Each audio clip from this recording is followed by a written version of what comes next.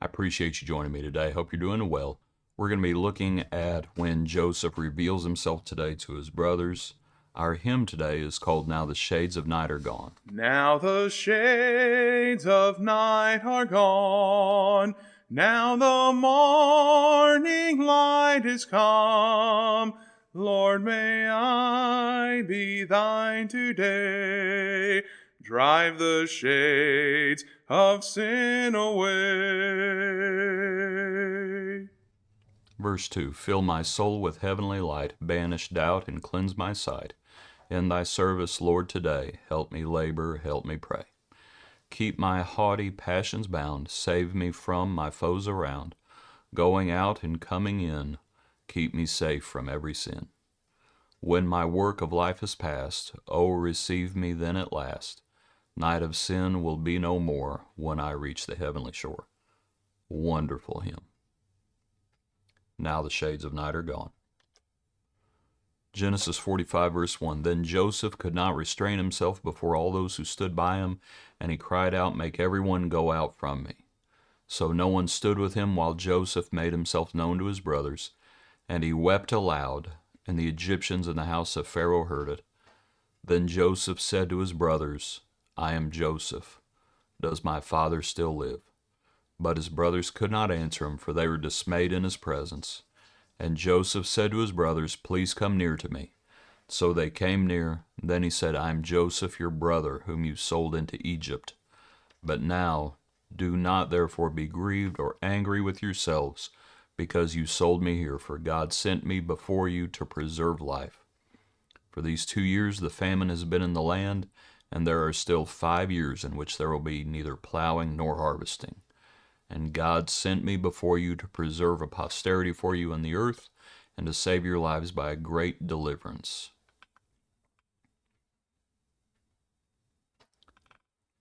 A wonderful account. As recognition dawns, back to our hymn, Now the shades of night are gone. You know, I was thinking about heaven and how wonderful it will be. You know, people always want to know, well, what will we look like? And we will be like him. And it'll just be wonderful to be there. I don't know if we will recognize people or not.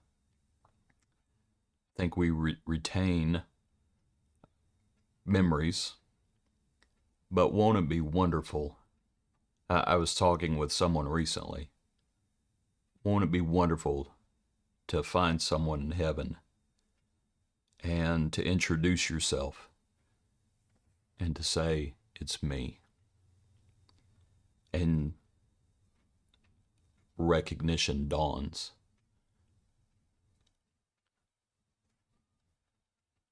Won't it be wonderful to find each other in heaven? And just as Joseph says, I'm your brother. And the brothers are dumbfounded. But now the shades of night are gone. How wonderful it'll be. But Joseph also says, Come near. Please come near to me. And so they came near. What a wonderful example of grace and mercy. And of course, he's a type of Christ. You know, to think about Jesus and seeing Jesus in heaven. And you know, as Jesus is portrayed in heaven, in Revelation, behold the Lamb slain. And you know,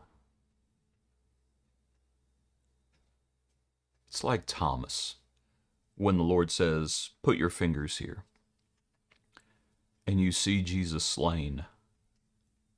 It's like, okay, he died for the sins of the world. At some point, you have to come to grips with he died for my sins. That I'm the reason he was slain. That I'm the reason he bled. That I'm the reason he died. That I caused it. That I caused it to happen. And yet Jesus still says, come near. And he doesn't just say, come near. He says, do not be grieved or angry with yourselves because you sold me here, Joseph does. For God sent me before you to preserve my life. He had heard them say, as they spoke amongst themselves, he had heard them talk about how guilty they knew they were. And it can be easy when we're